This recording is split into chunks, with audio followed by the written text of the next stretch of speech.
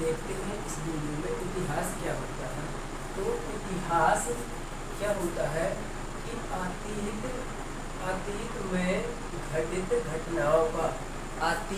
घटित घटनाओं का तार्किक, वैज्ञानिक और क्रमबद्ध अध्ययन इतिहास कहलाता है।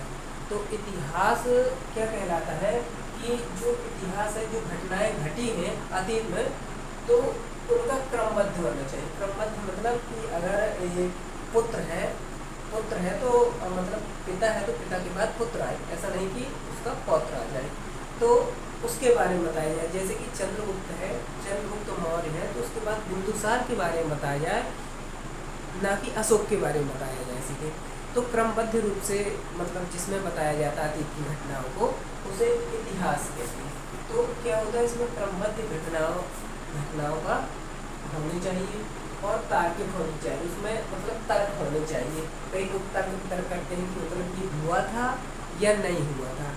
तो जब वो तर्क संगत हो जाता है, मतलब सबके तर्क एक जैसे उससे मिल जाते हैं, ज़्यादातर सपोर्ट उसी का हो जाता है, तो उसे कहते हैं तार्किक। और वैज्ञानिक मतलब उसकी खोजबीन की जाती है, उसमें सिद्धांत वगैरह दिए जाते हैं। इतिहास में भी कई सिद्धांत दिए जाते हैं। कोई भी मतलब बताना होता है कि ये यहाँ पर हुआ है, तो उसके लिए जो मतलब अध्ययन किया जाता है उसे इतिहास कहा जाता है। तो देखिए इतिहास में ये आने वाली परिभाषा नहीं है। इतिहास में जो आने वाली परिभाषा है SSC GD 2013 में आई थी, तो वही आया था कि निम्न में से इतिहास की परिभाषा है, इतिहास कहा जाता है, निम्न को इतिहास कहा जाता है। तो आया था अतीत में घटित घटनाओं को। तो ये मतलब 4 ऑप्शन दिए गए थे, तो 4 ऑप्शन में से अपने को ये लगाना था। तो देखिए ये मतलब इतिहास जो पढ़ाया जाता है, तो क्या है कि अपन लोग जो छोटे एग्जाम वगैरह होते हैं, छोटे एग्जाम मतलब जैसे इनको छोड़ के यूपीएससी CGL और ये नेट का एग्जाम कहलाता है। नेट कहें तो नेट JRF रहता है। तो लोग कोई फिजिक्स से नेट करता है, कोई मतलब एक पेपर रहता है, ये MA या MSc की बात होता है। तो उनके पेपरों में हाई लेवल के क्वेश्चन पूछे जाते हैं। तो इनको देखिए बाद में देखेंगे, अभी देखते हैं इसके मतलब बाद में। और अधिकतर जो मतलब क्वेश्चन आते हैं, तो ये यहाँ से जो छोटे वाले जो एग्जाम होते हैं, जैसे कांस्टेबल हो गया, CPU हो गया, और ये SSC GD वगैरह हो गया, तो यहाँ से ज़्यादा क्वेश्चन आते हैं। तो और यहाँ से सब लोग पढ़ते भी हैं यहीं से। तो क्या होता है, ये मतलब इतिहास का जो जनक है, तो इतिहास का जनक कहा जाता है हेरोडोटस को। इतिहास का जनक हेरोडोटस को कहा जाता है। अब हेरोडोटस को क्यों कहा जाता है, क्योंकि ये हेरोडोटस जो थे, तो ये तो देखिए पहला तो हेरोडोटस ये क्वेश्चन आ चुका है, ठीक है। तो ये करीबन SSC में ही आया है, SSC। इसके अलावा ये दो मतलब 12वीं क्लास में भी आ चुका है। तो ये क्वेश्चन आ सकता है। तो ये हो गया हेरोडोटस को इतिहास का क्या कहा जाता है, आप पिता कहा जाता है।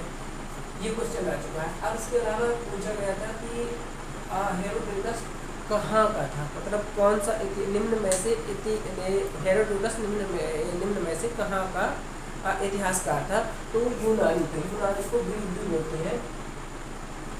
तो ये आ जाए वो सब, तो ये आपको बताना है। अब देखिए इन्हें हेरोडोटस कहा जाता है, हेरोडोटस को इतिहास का पिता कहा जाता है, क्योंकि इन्होंने सर्वप्रथम जो इतिहास के बारे में क्रमबद्ध रूप से, वैज्ञानिक और तार्किक रूप से एक पुस्तक लिखी थी, जिस पुस्तक का नाम था द हिस्ट्री। तो ये क्वेश्चन भी आ चुका है कि द हिस्ट्री पुस्तक किसकी है। तो द हिस्ट्री पुस्तक जो है, वो द हिस्ट्री पुस्तक है हेरोडोटस की, और ये इतिहास की पहली पुस्तक भी है।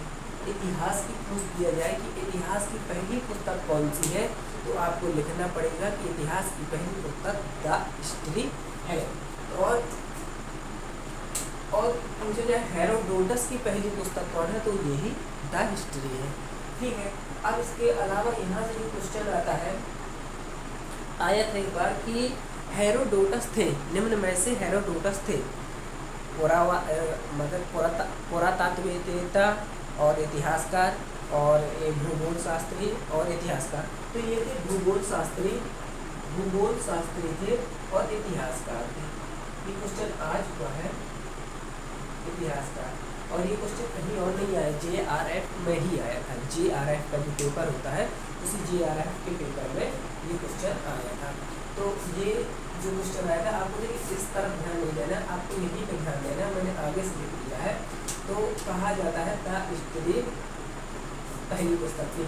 इसका PDF मैं डिस्क्रिप्शन में डाल दूंगा। इसके अलावा जो टेस्ट सीरीज या फिर ऑब्जेक्टिव क्वेश्चन है वो भी मैं डिस्क्रिप्शन में डाल दूंगा। इसको जिसके पास समय कम है तो वो सिर्फ डिस्क्रिप्शन से ही पढ़ सकता है। मैंने काफ़ी पे लिख रखा है, उस काफ़ी से आप आगे पढ़ सकते हैं। मतलब इससे मतलब जिसको पढ़ा जाता है टाइम ना रिविजन करना, ठीक है।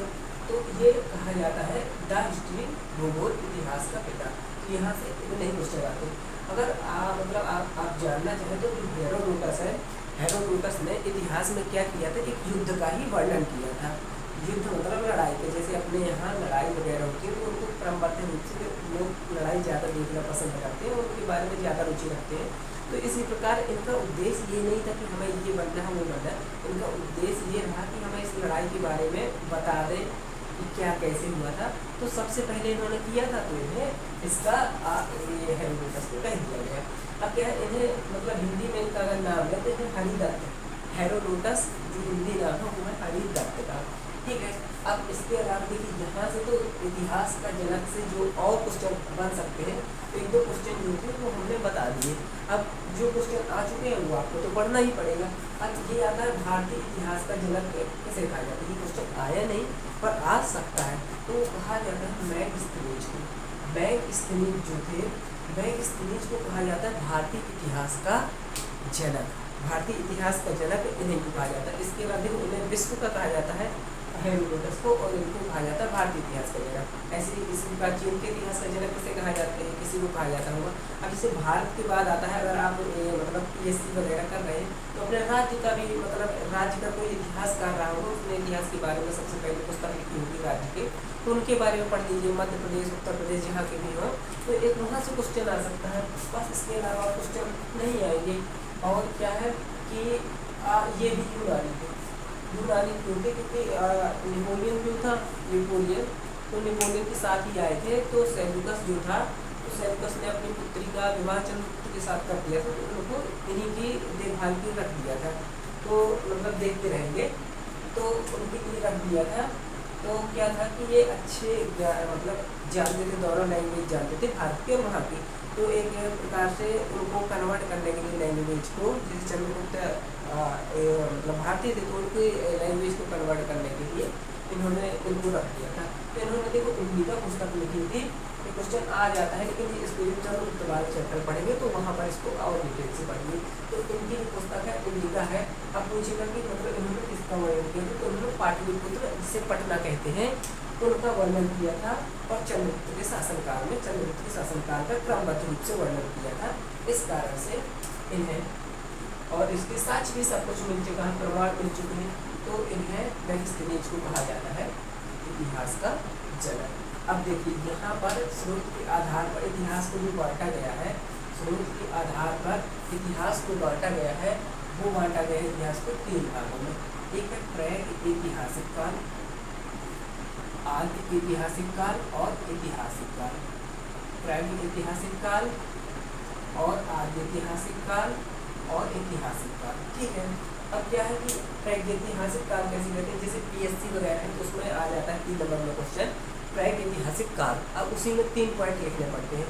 देखिए पहला क्या लिख देंगे कि इस पर लिखित साक्ष्य, लिखित साक्ष्य नहीं मिलेंगे। प्रागैतिहासिक काल में लिखित साक्ष्य नहीं मिले और ना ही उन्हें पढ़ा गया है। जब लिखा ही नहीं मिले तो पढ़ाएंगे कहाँ से। लेकिन इनमें पुरातात्विक स्रोत है जो वो मिले हैं, पुरातात्विक, ठीक है, पुरातात्विक स्रोत मिले हैं। इसमें क्या है, आदि ऐतिहासिक काल में, अभी इसके बारे में थोड़ा पढ़ेंगे, अभी यहाँ तक इसको अपन छोड़, ठीक है, इसके बारे में भी पढ़ रहे हैं पहले जो अभी मतलब प्रागैतिहासिक काल है। अब इसमें क्या है, आदि ऐतिहासिक काल में क्या है, आदि ऐतिहासिक काल में लिखित साक्ष्य तो मिले हैं, लिखित साक्ष्य मिले हैं, लेकिन इन्हें पढ़ा नहीं जा सकता, इन्हें पढ़ा नहीं जा सकता। लिखित साक्ष्य मिले हैं और इन्हें कोई भी नहीं पढ़ सकता। तो जैसे भीमबेटका में कुछ चित्र मिले खजुराहो में, मतलब खजुराहो जो है वहाँ पर कुछ लिपि लिखी हुई मिली है, तो उनको पढ़ने वाला कोई नहीं है, तो ये आदि ऐतिहासिक काल है। यहाँ भी पुरातात्विक स्रोत मिले हैं, पुरातात्विक स्रोत यहाँ पर भी मिले हैं। अब ये है ऐतिहासिक काल। तो ऐतिहासिक काल जो है तो यहाँ पर लिखित साक्ष्य भी मिले हैं और इन्हें पढ़ा भी जा सकता है और यहाँ पुरातात्विक स्रोत भी मिले हैं। तो ये जो था परिभाषा की, मतलब अगर पीएससी के एग्जाम में मतलब आपके आ सकते हैं तो ये 2 नंबर के आ सकते हैं, इसके अलावा तो आएगा नहीं। अब देखिए, अब यहाँ से मैं इसका जो डिवीजन है, अब ये जो डिवीजन है इसको पढ़ना जरूरी है। क्या है कि ये जो प्रागैतिहासिक काल है, तो ये मतलब ये तो इतिहास को बांटा गया विभिन्न भागों में। अब जो प्रागैतिहासिक काल है, प्रागैतिहासिक काल में आपको कितना पढ़ना है, वो पढ़ना है। देखिए रॉबर्ट ब्रुस के जो ये पीएससी में क्वेश्चन आया हुआ है, 2012 में आया था ये क्वेश्चन। रॉबर्ट ब्रुस ने इतिहास को, जो मैं बता रहा हूँ उसको मत देखिएगा, रॉबर्ट ब्रुस ने लिखा, उसमें प्रागैतिहासिक काल को 3 भागों में बांटा। वो बांटा था इसमें पाषाण काल, मतलब जो पाषाण काल से कहा जाता है, प्रागैतिहासिक काल को पाषाण काल कहा जाता है। तो इसे बांटा था पूरा पाषाण काल में, दूसरा बांटा मध्य पाषाण काल और तीसरा बांटा नव पाषाण काल। तो 3 पाषाण कालों में बांटा था प्रागैतिहासिक काल को, जिसमें रॉबर्ट ब्रुस ने। अब जो क्रिश्चियन थॉमसन ये भी क्वेश्चन आ चुका है, ठीक है, ये क्वेश्चन भी आ चुका है। तो उन्होंने 1820 में जो मैं बोल रहा हूँ लिखता भी जाएगा। तो 1820 में क्रिश्चियन थॉमसन ने इसे बांट दिया, मतलब कहा, जैसे यहाँ पे इसमें ज़्यादातर तांबा मिला, इसमें मध्य युग में कांसा मिला, इसमें लौह मिला, तो इसे 3 भागों में ऐसे बांट दिया कि ताम्र युगीन, कांस्य युगीन और लौह युगीन सभ्यता, 3 भागों में बांट दिया। ये इस प्रकार से, मतलब इस प्रकार से प्रागैतिहासिक काल में इनके बारे में सिर्फ अपने को पढ़ना है, और एक वीडियो में और ये पूरा ये खत्म हो जाएगा और एक वीडियो में खत्म हो जाएगा।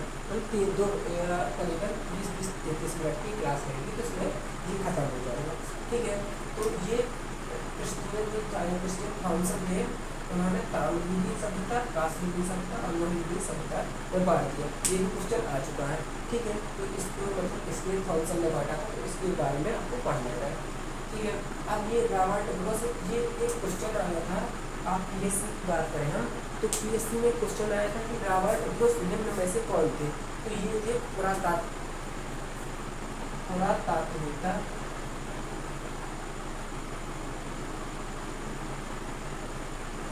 और भूगोल शास्त्र।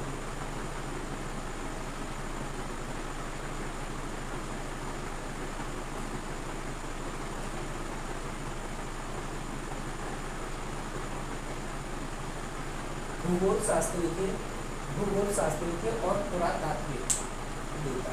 तो ये रॉबर्ट ब्रुस के बारे में ये क्वेश्चन आ चुका है, आप इसको भी पढ़ लीजिएगा। अब देखिए ये जो आदि ऐतिहासिक काल है उसमें से अपने को पढ़ना है आपका सभ्यता, पहले पर इसको खत्म करेंगे और फिर मोहनजोदड़ो सभ्यता, ये 2 पढ़ेंगे। तो इसके बाद अपना कंप्लीट हो जाएगा ये जो अपना जो पोर्शन है, मतलब ये जो इस साइड का है पूरा, तो ये हड़प्पा सभ्यता और मोहनजोदड़ो सभ्यता पढ़ेंगे, तो ये खत्म हो जाएगा, ठीक है। आदि ऐतिहासिक काल, ये एक ऐतिहासिक काल, 2 ऐतिहासिक काल, ये खत्म हो गया। अब इनके जो स्थान है इनसे क्वेश्चन आते हैं कि प्रागैतिहासिक काल कब से कब तक चला, आदि ऐतिहासिक कब से कब चला, पुराना पाषाण कब से कब तक चला। तो जब हम इसको डिटेल से पढ़ाएंगे अभी को, अभी इसका मतलब बताया है कि किस प्रकार से इतिहास को अपने को पढ़ना वगैरह है, ठीक है। तो उसके बारे में बताया, जब उनके बारे में पढ़ेंगे तो थोड़ा डिटेल से पढ़ेंगे। तो ये हो गया आदि ऐतिहासिक काल। अब इसके अलावा है ऐतिहासिक काल, ये बड़ा है, ये बड़ा चैप्टर है। तो इसमें देखिए एक आता है विश्व इतिहास, पहले नंबर में आएगा विश्व इतिहास, और दूसरा आएगा भारत का इतिहास। भारत के जो चीन के होंगे वो चीन का इतिहास पढ़ेंगे, अपन लोग हैं भारत के तो भारत के इतिहास पढ़ेंगे, और इसी से अपने क्वेश्चन आते हैं सबसे ज़्यादा। करीबन अगर 3 नंबर में क्वेश्चन आते हैं, 2 नंबर का क्वेश्चन यहाँ से आता है, 1 नंबर क्वेश्चन 1, 2 और ये विश्व इतिहास 3 में से 1 से आता है। तो करीबन 3 नंबर क्वेश्चन जो आते हैं अपने SSC GD वगैरह में, तो यहीं से आते हैं। तो भारत का जो इतिहास है, भारत के इतिहास को ये सिल्लेनियस इतिहासकार हुए, उन्होंने 3 भागों में बांटा, प्राचीन, प्राचीन इतिहास, मध्य इतिहास और आधुनिक इतिहास, 3 भागों में बांट दिया सिलेबस ने। सिलेबस नाम के मतलब एक इतिहासकार के ये क्वेश्चन आया था, ये क्वेश्चन आया था और ये क्वेश्चन आपको पढ़ के भी जाना है, इसको छोड़ना नहीं है। ये क्या है कि यही आपकी रैंक लाएगा और आपके नंबर बढ़ाएगा, क्योंकि ये क्वेश्चन कोई पढ़ता नहीं है। तो क्या है कि आपको पढ़ने से यानी कि सिलेबस जो थे क्या है कि अपन मतलब 10 क्वेश्चन पढ़े, मतलब 10 क्वेश्चन पढ़े तो एक क्वेश्चन पढ़ने में क्या दिक्कत है, पूरा अच्छे डिटेल से ही पढ़ लेते हैं। जब इतना सारा पढ़ना ही है तो एक साल मतलब जब अपन लोगों ने 12वीं तक या BSc तक या पढ़ लिया तो इतने साल जब मेहनत किया तो एक साल मेहनत नौकरी के लिए पूरा करें। जब एक साल नौकरी के लिए कर रहे हैं, जितने क्वेश्चन रटा है वो क्वेश्चन पूरा याद कर लें, उसको भी पढ़ लें, क्योंकि यही क्वेश्चन नहीं बनते हैं तो आपको छोड़ना कुछ नहीं है। हाँ, बाकी वहाँ भूल जाए अलग बात है, लेकिन अपने को छोड़ना कुछ नहीं है। और वैसे ऑब्जेक्टिव में कभी भूलता नहीं है, ठीक है, एग्जाम के समय और किसी में भी नहीं भूलते, एक बार 2 बार दोहरा लिया। तो सिलेबस जो थे उन्होंने इतिहास को बांट दिया, प्राचीन इतिहास, मध्य इतिहास और आधुनिक इतिहास। अब ये अपने को पढ़ना है, बस हो गया इसके बारे में।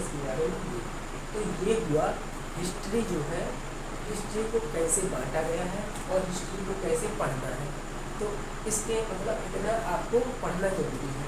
तो ये वाले जो क्वेश्चन है, ऐसा नहीं है कि ये वाले क्वेश्चन जो मतलब ये वाले क्वेश्चन इसमें आए हैं इसमें नहीं आएंगे। क्या रहता है कि जो बड़े MPSC का एग्जाम है, ये UPSC का है, तो UPSC में जो क्वेश्चन आ चुके होते हैं तो वही PSC के एग्जाम में रख देते हैं। PSC वाले क्वेश्चन रहते हैं तो वो पटवारी के में रख देते हैं। तो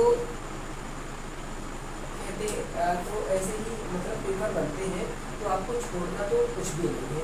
जितना भी मतलब आपके पास कंटेंट है अपन को उतना पढ़ना, जितना मिल सके तो उतना अपने को कंट्रोल करना।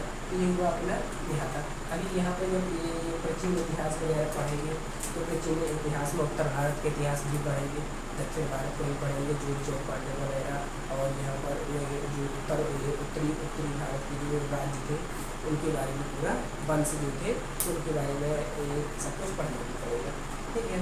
तो ये मध्य इतिहास काल में पढ़ेंगे, मुगल वगैरह के बारे में पढ़ेंगे, और आधुनिक इतिहास में पढ़ेंगे तो ये गांधीवाद नेहरू युग हो गया, गांधी युग हो गया, 1857 के बाद का जो ईस्ट इंडिया कंपनी आई उसके बाद में पढ़ेंगे। बस इतना आपको इतिहास में पढ़ना है।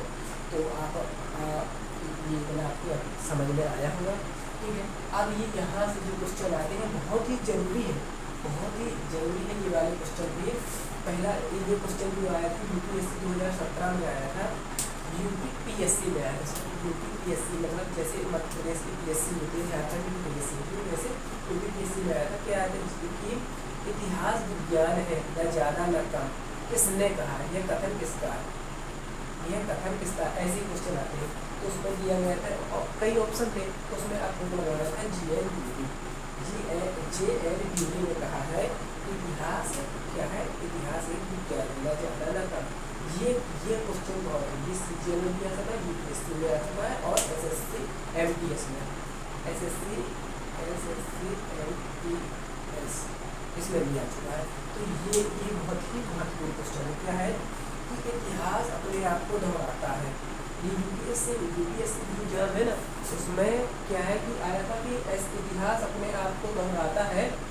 एक उदाहरण देखो तो मतलब वैसे में क्वेश्चन आ गया था। तो इतिहास अपने आप को दोहराता है, किसने कहा है, तो ये कहा है कार्ल मार्क्स ने। तो उन्होंने जो नेपोलियन थे, नेपोलियन का नाम सुना होगा, तो नेपोलियन थे, तो नेपोलियन के समय लुईस नेपोलियन थर्ड हुआ, उसने जो घटना मतलब दोहर चुकी थी उसी को दोबारा दोहराया। तो उसके बारे में उन्होंने ये वो कहा था। तो देखिए इसका एक उदाहरण है, जो अमेरिका के राष्ट्रपति थे, वो थे लिंकन, अब्राहम लिंकन का नाम आपने सुना होगा, और एक राष्ट्रपति थे कैंडी। इसको आपको समझना बहुत जरूरी है, इसको आपको समझना बहुत जरूरी है और आपको समझना भी है, ठीक है। तो ये कैंडी थे, तो उनके साथ क्या हुआ, कैसे इतिहास दोहराया, ठीक है।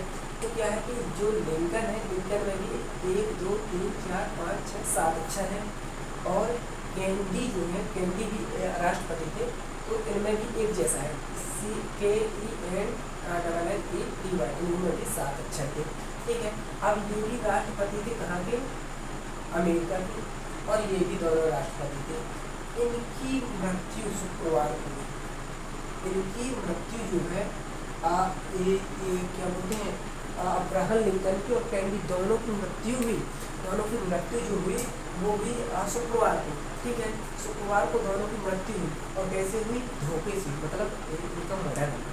ठीक है, इनको पीछे से किसी ने मार दिया, पीछे से किसी ने गले में ही मारा था। दोनों को गले में ही मारा था। तो दोनों की मृत्यु हुई। अब क्या है कि दोनों जो थी, जब इनकी मृत्यु हुई तो उनकी दोनों की पत्नी उनके साथ थी।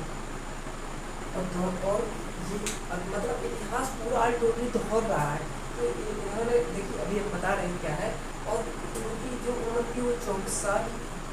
ऐसा भी हुआ कि उनकी उम्र भी 24 साल थी। दोनों पत्नी, तो दोनों फ्रांस जानती थी।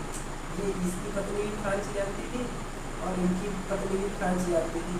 और इनके जो 3 बच्चे थे, 3 बच्चे मतलब 4 बच्चे थे, तीसरा जो 3 बच्चे थे, चौथा खत्म हो गया था, है ना। तो तीनों मतलब ऐसा हुआ कि उनके साथ पूरी आल टोटली घटना एक जैसी घटी। तो इन्होंने मतलब कहा था इतिहास अपने आप को दोहराता है। पहली जो त्रासदी रहती, पहली त्रासदी में दोहराता है और फिर फैशन में, मतलब मजाक में हो जाता है। तो क्या हुआ कि इनके साथ हो चुका था, फिर आप वही मतलब वैसे ही घटना हो, जैसे हमने बताया कि ये क्या हुआ कि आप इसमें एग्जाम्पल लिख सकते हैं, उसका जो क्वेश्चन आया उसी क्वेश्चन को उसने सीजर में दे दिया। अगर आप नहीं अपडेट होते हैं तो आपकी गलती है, और फिर वही MTS में दे दिया। तो ये मतलब इतिहास जो रहता है अपने आप को दोहराता रहता है। तो अपने को आप परिवर्तित और परिवर्तनशील दोनों के बारे में ज्ञान होना चाहिए।